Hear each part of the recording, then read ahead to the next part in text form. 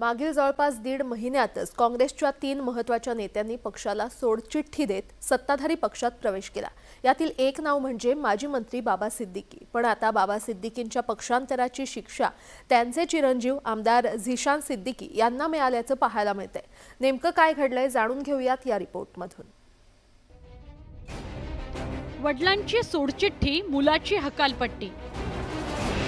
आमदार झिशान सिद्दीकींना पदावरून हटवलं। मुंबई युवक काँग्रेस अध्यक्ष पदावरून दूर। बाबा सिद्दीकींच्या पक्षांतराचा परिणाम। बाबा सिद्दीकींनी काँग्रेसचा हात सोडून अजित पवारांची साथ देत पक्षांतर केले।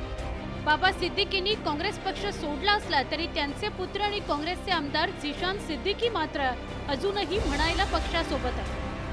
बाबा अजित पवारांच्या राष्ट्रवादी काँग्रेसमध्ये गेल्यानंतर आता आमदार झिशान सिद्दीकी काय भूमिका घेतात अशी चर्चा सुरू असतानाच काँग्रेसनं झिशान सिद्दीकींना धक्का दिला।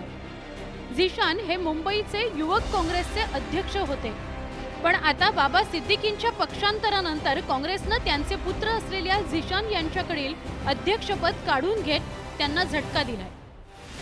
काँग्रेसच्या वतीनं झिशान यांच्या जागी अखिलेश यादव यांची मुंबई युवक काँग्रेसच्या अध्यक्षपदी निवड करण्यात आली आहे। पण काँग्रेस पक्षश्रेष्ठींच्या या निर्णयानंतर झिशान सिद्दीकी संतप्त झाल्याचं पाहायला मिळालं। आमदार झिशान सिद्दीकींनी ट्विट अर्थात एक्स वरून या निर्णयावर नाराजी नोंदवली। तरुणांनी मला मतदान करून निवडून आणलं आहे, जे आतापर्यंतचे सर्वाधिक मतदान आहे। हे पद नियुक्तीचे नाही आणि लॉबिंग करून मिळवलेले नाही, मी निवडून आलो आहे। झिशान सिद्दीकी, आमदार, काँग्रेस। एकंदरीतच बाबा सिद्दीकींच्या पक्षांतरानंतर झिशान सिद्दीकी ही काँग्रेस सोडणार अशी चर्चा सुरू झालेली, पण झिशान सिद्दीकीनं अद्याप याविषयी निर्णय घेतलेला नाही।